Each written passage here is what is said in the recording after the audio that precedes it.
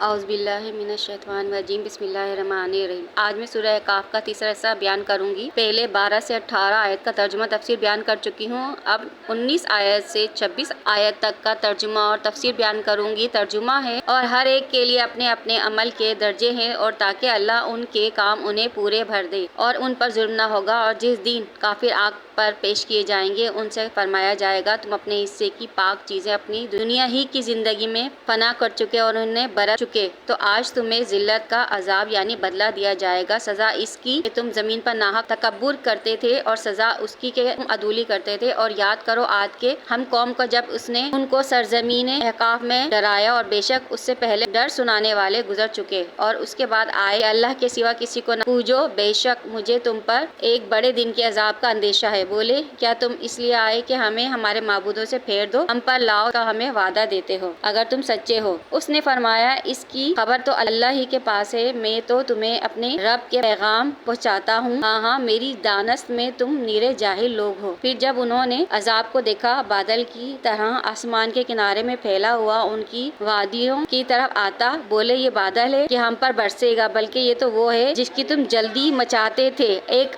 آندھی ہے جس میں دردناک عذاب ہے، ہر چیز کو تباہ کر ڈالتی ہے اپنے رب کے حکم سے۔ تو صبح رہ گئے، نظر نہ آئے تھے مگر ان کے سونے مکان، ہم ایسے ہی سزا دیتے ہیں مجرموں کو، اور بے شک ہم نے انہیں مقدور دیے تھے جو تم کو نہ دیے، اور ان کے لیے کان اور آنکھ اور دل بنائے، تو ان کے کان اور آنکھیں اور دل کچھ کام نہ آئے، جبکہ وہ اللہ کی آیتوں کا انکار کرتے تھے، اور انہیں گھیر لیا اس عذاب نے جس کی ہنسی بناتے تھے۔ تفسیر ہے کہ اللہ پاک کافر کو اور مومن کو قیامت کے دن کے مراتب اور منازل کے حصے بیان فرما رہا ہے کہ مومن کو جنت اس کے اچھا مال کی بدولت ملے گی، اور کافر کو اس کے برے عمل پر جہنم ملے گی۔ یعنی بتایا جا رہا ہے کہ کافر جو عیش و عشرت میں پل رہے ہیں، وہ خیال کرتے ہیں کہ ہمیں یہ عیش و عشرت کی زندگی ہی میسر ہوگی، تو ان کی بھول ہے، کیونکہ اللہ فرما رہا ہے کہ جب قیامت میں کافر میرے پاس پیش ہوں گے تو ان سے فرشتے کہیں گے کہ بتاؤ، جو تم زمین میں عیش و عشرت سے زندگی گزارتے تھے اب کہاں گئی؟ لہٰذا تم نے جتنی زندگی گزاری عیش و عشرت میں، وہ تم نے کمائی تھی، اور دنیا میں وہ تمہیں مل چکی ہے، اب یہاں صرف تمہیں وہ ملے گا جس کے تم حقدار ہو، یعنی جہنم۔ حضرت انس بن مالک رضی اللہ تعالیٰ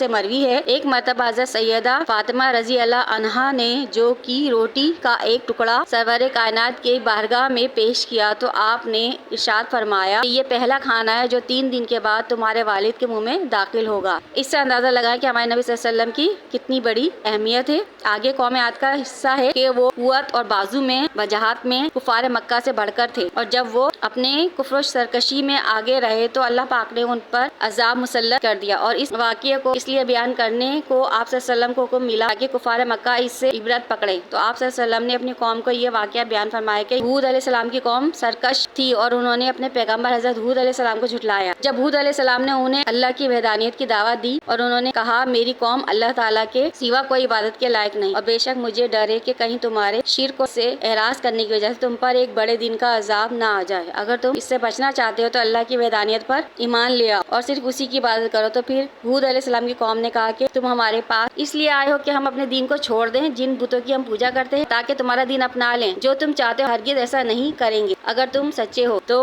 ہم پر عذاب لے آؤ۔ اس پر ہود علیہ السلام نے کہا، نیرے جاہل لوگ ہو، میں تو اللہ کا پیغام تم تک پہنچا رہا ہوں، اپنی ذمہ داری کو پورا کر رہا ہوں جو اللہ نے مجھے دی ہے۔ ایک تم توحید سے انکاری ہو، اور پھر اپنے لیے مصیبت اور بلا مانگ رہے ہو۔ پھر ہر طرح جب قوم عاد نے اپنی نبی کی بات نہ سنی تو ان پر وہ عذاب آ گیا جس کا وعدہ کیا گیا تھا۔ بہت زیادہ گرمی سے ان کا امتحان لیا گیا، اور پھر ایک بادل بارش کا آیا تو قوم عاد خوش ہوئی، سمجھ رہے تھے کہ یہ بادل ہم پر بارش برسائے گا، اصل میں وہ عذاب تھا۔ حضرت ہود علیہ السلام نے کہا کہ جسے تم بارش سمجھ رہے ہو، قریب جا رہے ہو، خوش ہو رہے ہو، یہ پانی برسے گا، لیکن وہ تو اصل میں آندھی ہے جو تمہیں اڑا لے جائے گی، مردوں عورتوں چھوٹوں بڑوں کو سب کو ہلاک کر دے گی۔ لیکن انہوں نے نہ سنا، اور وہ اس بادل کے نیچے چلے گئے، اور ان کا وہی حال ہوا جو حضرت ہود علیہ السلام نے ان سے کہا تھا۔ ان کے اموال آسمان اور زمین کے درمیان اڑتے پھرتے تھے، اور چیزیں پارا پارا ہو گئیں، اور صبح صرف ان کی خالی مکان رہ گئے۔ تو اللہ فرما رہا ہے کہ نبی آپ کفار مکہ کو یہ واقعہ بتائیں تاکہ وہ عبرت پکڑیں، ان پر یہ عذاب نازل نہ ہو جائے۔ ان پر بھی اللہ قوم عاد جیسی آندھی بھیج سکتا ہے، اور کہا کہ قوم عاد پر نعمتوں کے دروازے کھولے، انہیں کان، آنکھیں اور دل عطا کیے تاکہ وہ ان اعضاء کو دین کے کام میں لائیں، مگر انہوں نے ان خداداد نعمتوں سے منہ موڑ لیا اور کام میں نہیں لیا، لیکن صرف دنیا اور اس کی لذتیں طلب کرنے میں لگ گئے رہے، تو ان کے دل، آنکھ،